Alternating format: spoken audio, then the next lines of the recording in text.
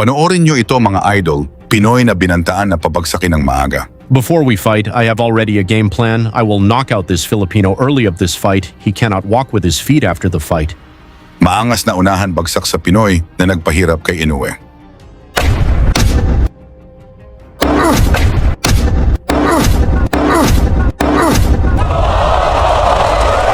Lagi niyong sundan, huwag magpapahuli. Pag-usapan ni bakbakan. Isang matapang na Pinoy mula sa Camarines, Surat, La Union, ang muling nagbigay ng karangalan sa Pilipinas sa mundo ng boxing.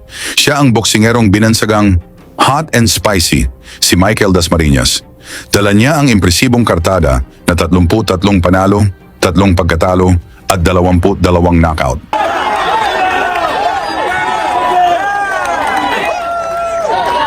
Minsan nang nabigyan si Dasmariñas ang pinakamalaking pagkakataon sa kanyang career. Isang laban para sa IBF at WBA Super Bantamweight World Championship.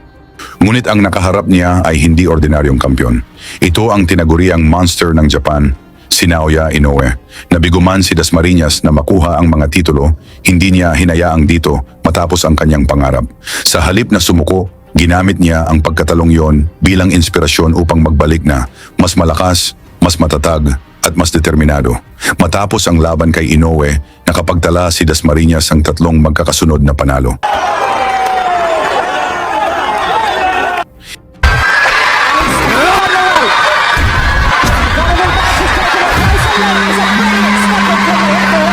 Kasama rito ang pagsungkit niya sa Philippine Super Bantamweight title. Pero habang tumatagal, lalo nang nahirap si Dasmariñas na abutin ang tamang timbang. Kaya nagpasya siyang umakyat sa featherweight division at dun muling nabuksan ang pinto ng isang malaking pagkakataon.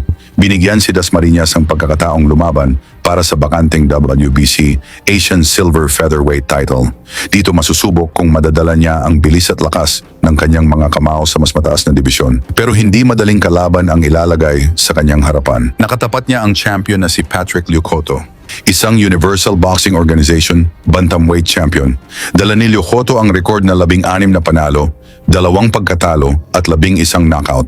Gamay niya ang matinding labanan at galing pa sa 7 magkakasunod na panalo.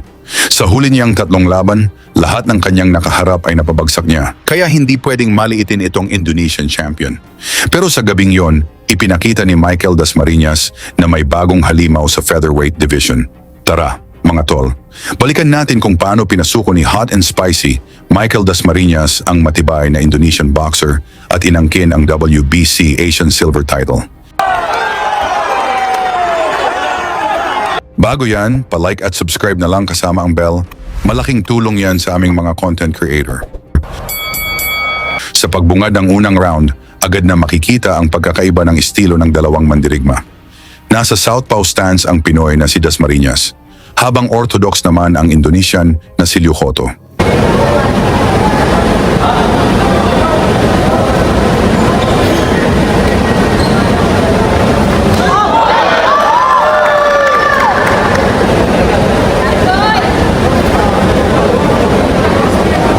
Michael Dasmariñas ay under the featherweight limit.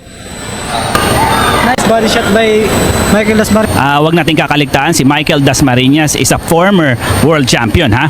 He is a former IBO bantamweight champion. Nung timbangan ng pangit.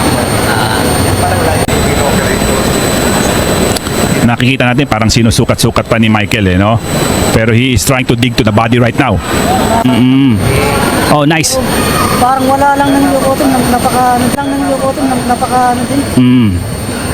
Tsaka nakita naman natin na parang ensayado rin talaga yung Lyocoto. At nice body by Lyocoto. Kasuntok nila Tsaka nasabi sa akin ni Michael Dasmariñas, Medyo komportable daw siya sa featherweight ngayon. Oo. Ito, ramdam ko yung sakit ng suntok. Yung mga knuckle nila, partner. Imagine mo. boys dito sa Pilipinas.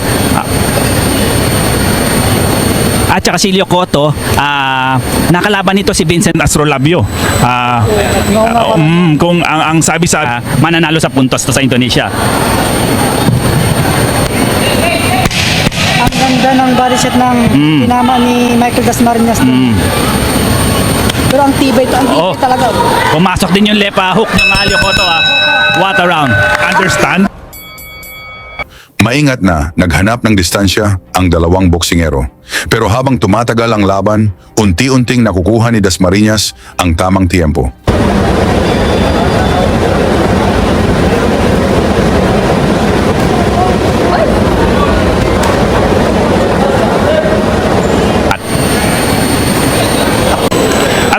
Alam mo partner, may nakikita ko medyo may konting gigil kay Dasmariñas, no?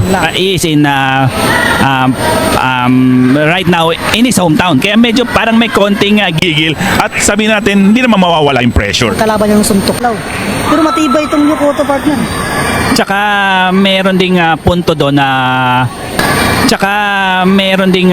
doon na Lucky Boy na you're coming from 122, madadala mo ba yung power mo sa 126? Maraming mga ganon, may mga ganong tanong-tanong sa bawat boksingero pag umakit ng timbang eh. Parang may iba talaga yung ano mo ng kondisyon mo na bigla kang tumaas. Sinimulan niyang tirahin ang bodega ng Indonesian. Malilinis na suntok sa katawan ang paulit-ulit niyang ipinasok. Kitang-kitang nasaktan si Yokoto. Pero hindi rin basta umatras ang dayong kalaban. Nakapagpakawala rin siya ng ilang matitinding kombinasyon na sumubok sa depensa ng Pinoy. Pero nanatiling kalmado si Dasmariñas. Hindi siya nagmadali. Patuloy niyang pinag-aralan ang galaw ng kalaban habang dumarami ang suntok na tumatama sa katawan nito. Sa pagkakataon yun ay medyo hindi siya successful. Oh, nice 1-2 by Yokoto. Mga ng dalawang kombinasyon ni Oh. Michael. Mm. Yun, tumama din yung Oh. right hook.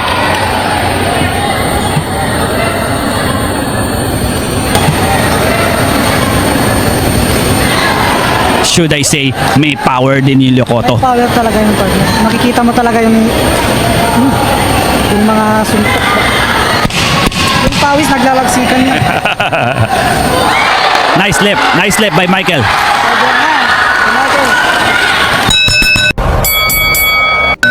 Suntok ng champion din. Yeah, siguro ang tinitingnan ko kay Yokoto is the stamina. Tingin ko may pag-asa siya. Pero medyo delikado siya kay Dasmariñas. Oo, kasi para sila kasi may ang job ni Michael Dasmariñas.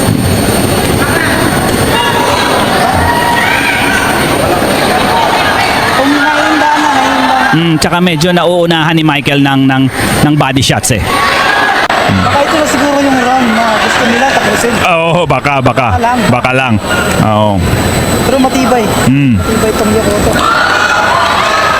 Oh, nice body by Michael.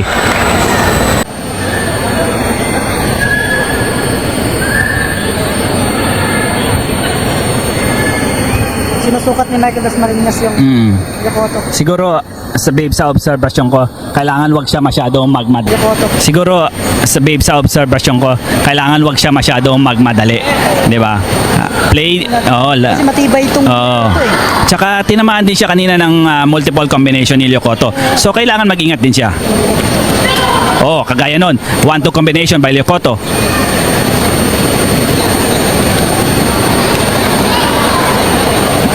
Parang gusto patamain ni Michael yung yung overhand niya. Kaya inaano niya jab muna. But right now, in my opinion, medyo yung hinga ni Yokoto medyo malalim na. Third round pa lang tayo ha. Schedule 12 round to. Sa stamina tayo. Yes. And Michael continues to dig to the body. Nakakatulong 'yon. Masakit 'yon. Hindi 'yun yung parang Bawat yung di ba? Mas body shot nun.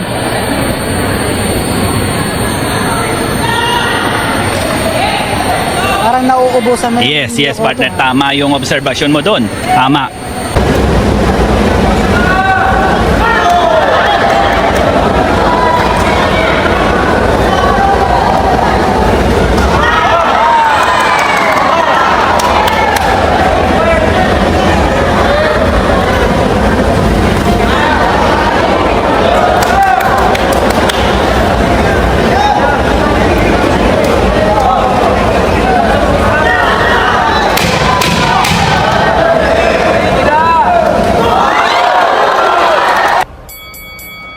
Pagsapit ng ika-4 na round, lalong pinalakas ni Dasmariñas ang kanyang pag-atake. Tuloy ang pagpapalambot niya sa bodega ng Indonesian hanggang sa makita niya ang pinakahihintay na pagkakataon. Alikaba. So mabalik na tayo sa ating championship fight between Michael Dasmariñas and Patrick Eliocoto of Indonesia. Sinusukat ulit ni Michael. Tingnan mo yung mga upper ni Michael Dasmariñas, no? Pero hindi pumapasok yung iba. The body is trying, is now, ayan na. Michael Dasmariñas is trying to bulldoze and punish the body of Patrick Eliocoto right now. Tumama na kumilasing yan. Yeah! Down! Tinamaan ng hook at saka body shot. Pasok yun. Nagpakawala si Dasmariñas ng 3 napakalakas na kaliwa, isang suntok sa bodega, isa pa sa itaas at isang malinis na kaliwa na tumama sa mukha ng Indonesian. Bumagsak si Eliocoto sa canvas. Sinubukan niyang bumangon, pero sobra na ang pinsalang iniwan ng mga kamao ni hot and spicy, hindi na niya nalampasan ang bilang ng referee. Tignan natin kung babangon pa ba to. Okay. Tapos ang laban, nakuha ni Dasmariñas ang WBC Asian Silver Featherweight Champion. Sa inyong palagay, pwede kayang mag-world champion si Dasmariñas? Pag-usapan natin yan sa baba. Isama na rin ang inyong lokasyon para alam natin saan umabot ang suporta ng mga Pinoy sa ating mga boxers. Lagi niyong sundan, huwag magpapahuli. Pag-usapan ni bakbakan, balita niya at laban. Mga Pinoy na di nagpapagapi. Salamat sa mga suporta na lagi nandyan.